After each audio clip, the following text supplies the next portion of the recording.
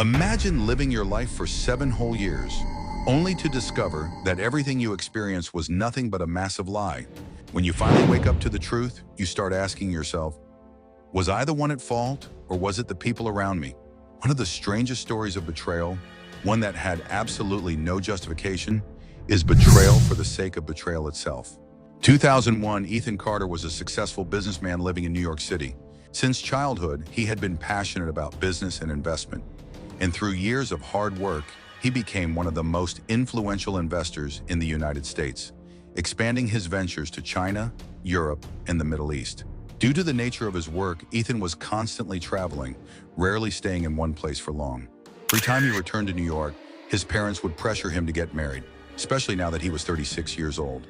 Ethan wasn't opposed to the idea, but he was looking for a woman who would understand his lifestyle and appreciate his limitless ambition.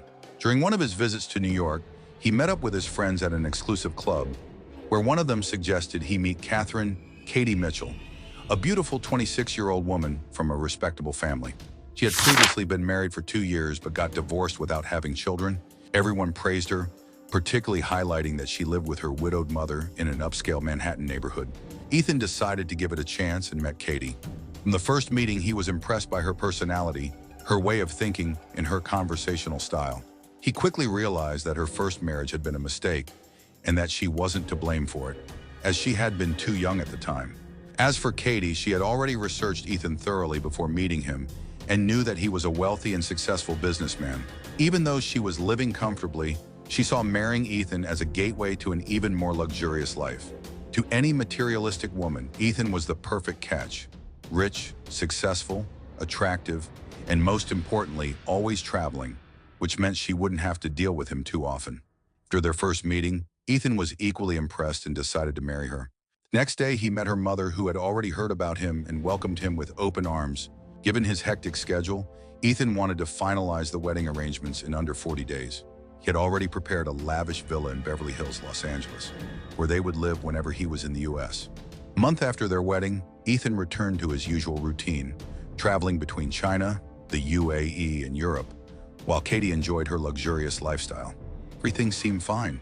A year later, they welcomed their first child. In the second year of their marriage, Katie started feeling overwhelmed by her responsibilities, as she was taking care of the baby alone most of the time. She frequently complained during their calls.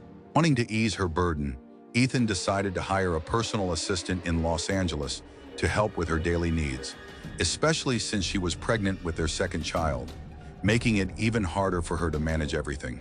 After an extensive search, he hired Mark Bradley, an educated, well-spoken, and charismatic young man, as his personal assistant.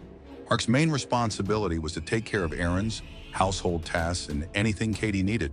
From the moment Mark started working, Katie's complaints disappeared, and she seemed more content than ever. However, instead of talking about how difficult life was, she began asking for more money, luxury cars, and expensive jewelry. Ethan granted her every request, feeling guilty for being away so often. 5 years passed, and the couple now had 3 children. Something didn't feel right.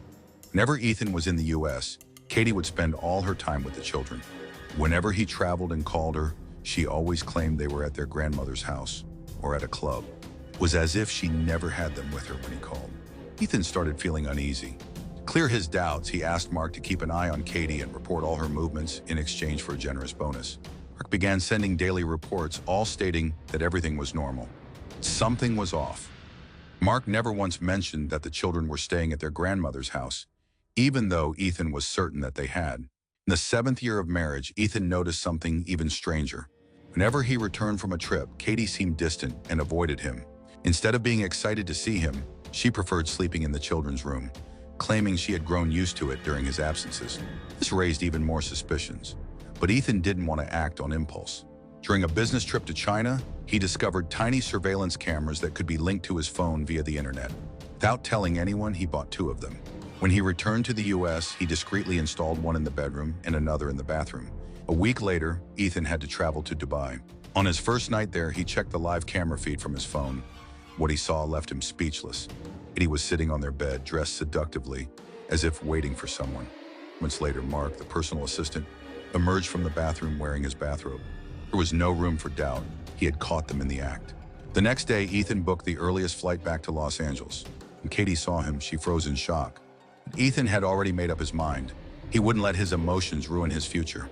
Without showing his anger, Ethan calmly told Katie that he had decided to settle in the US permanently and stop traveling. Then he casually mentioned Mark's name, watching Katie's reaction closely.